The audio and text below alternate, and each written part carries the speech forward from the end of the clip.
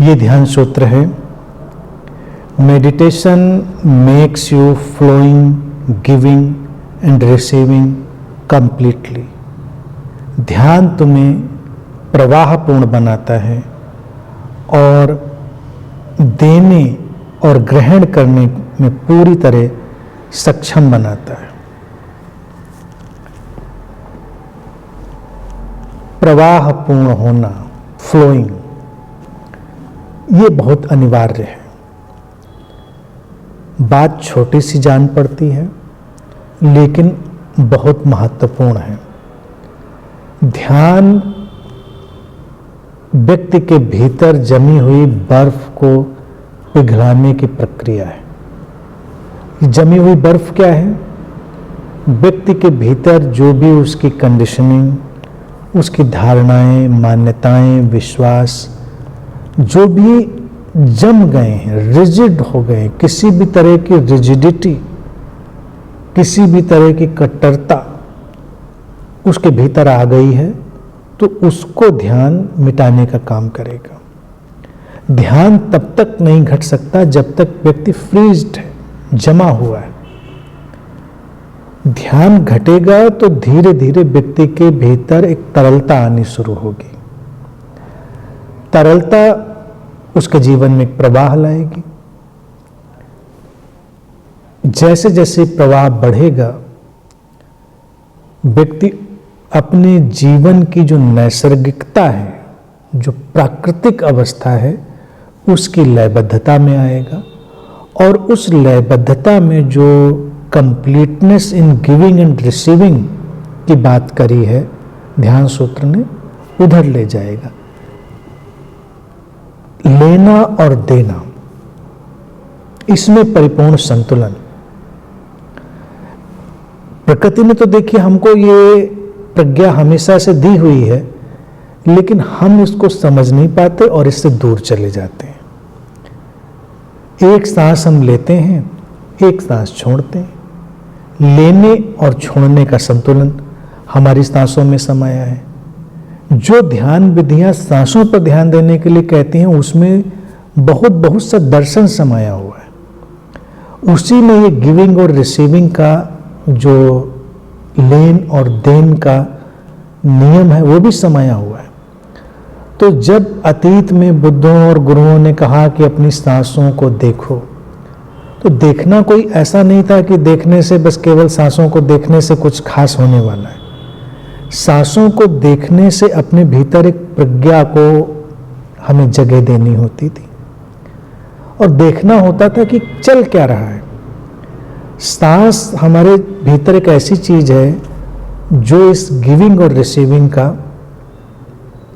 बहुत ही सटीक उदाहरण है और जीवन के प्रवाह का भी सटीक उदाहरण है। इसीलिए अगर हम देखें, सांसें बस बह रही हैं एक प्रवाह में, उसमें रुकना होता ही नहीं। सांसों के रुकने का अर्थ जीवन का रुकना। तो सांसों का प्रवाह हमको हमेशा उपलब्ध है। ऐसे ही व्यक्ति के जीवन में प्रवाह होना है। और सांसों का प्रवाह क्यों है? क्योंकि उसमें लेना और छोड़ना दोनों शामिल है, गिविंग और रिसीविंग दोनों शामिल है। तो इसी तरह से हमको हर चीज में इस नियम को लगाना है।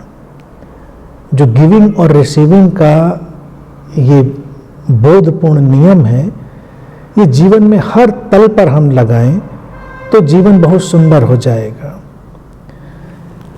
हमारी भावनाएं हों, हमारे विचार हों, हमारे कृत्य हों, सब में इस गिविंग और रिसीविंग का आप समावेश करें। अपने संबंधों में इसको डालें। संबंधों में देने वाले भी बने, लेने वाले भी बने। अब दो किस्म के लोग हैं। कुछ ऐसे लोग हैं जिनको लेना ही लेना है, यानी कि वो बड़े ही लोभी और लालची किस्म के व्यक्ति हो जाते हैं। और कुछ ऐसे अहंकार से भर जाते हैं जिनको लगता है कि हम लें क्यों, वो दे तो सकते हैं, ले नहीं सकते। ये दोनों किस्म की अड़चनें व्यक्ति के जीवन को बिखेरने वाली बन जाती हैं। अब संतुलन आएगा तभी जब दोनों चीजें होंगी। अगर जीवन में तुम्हें प्रेम चाहिए तो तुम प्रेम लेना भी सीखो, प्रेम देना भी सीखो। जीवन में सेवा का अगर हमें समावेश करना है तो सेवा लेना भी और सेवा देना भी। अब सेवा देना तो लोगों को समझ में आता है, लेना नहीं समझ में आता। उनको लगता है भी लें क्यों हम। नहीं, जबरदस्ती नहीं, एक संतुलन की तरह से। जीवन ऐसे ही चलता है सांसों की तरह। अस्तित्व भी हमसे कुछ लेता है और हमको कुछ देता है। अगर हम इस प्रकृति के साथ देखिए जी रहे हैं तो हमारा उत्तरदायित्व तो क्या बनेगा ध्यानपूर्ण जीवन शैली में, कि जब हम प्रकृति से इतना कुछ लेते हैं तो उस प्रकृति को कुछ देने की भावना भी रखें। प्रकृति से हमने भोजन लिया है, प्रकृति से हमने आश्रय लिया है, हमने इतना कुछ लिया है अपने जीवन को संभालने के लिए, तो प्रतिदान में कम से कम हम उस प्रकृति को स्वच्छ रखने का, उसको संतुलित करने का, उसको व्यवस्थित करने का काम करें। तो ये एक प्रतिदान हुआ।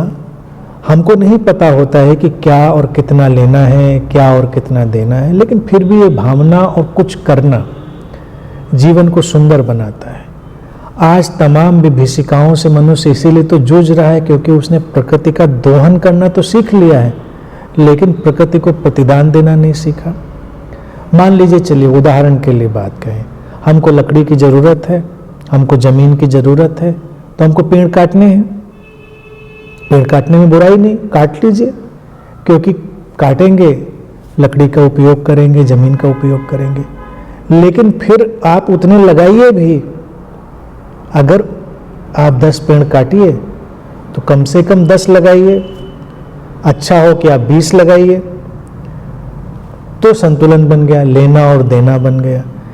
ये चीज हम अगर जीवन के सारे परिदृश्य पर फैलाएं तो ये जो जीवन का प्रवाह है वो बड़ा ही स्वस्थ हो जाता है, बड़ा ही सुचारू हो जाता है, जैसे कहीं कुछ रुक नहीं रहा है, कहीं कुछ अटक नहीं रहा है और जीवन बहता चला जा रहा है। ध्यानपूर्ण जीवन शैली में गिविंग और रिसीविंग का एक अभूतपूर्व संगम और संतुलन होता है, और इस लेन देन का एक संतुलित ढंग वही जीवन को प्रवाहपूर्ण बनाता है, बहता हुआ तरलता से, जिसमें कोई अवरोध नहीं है।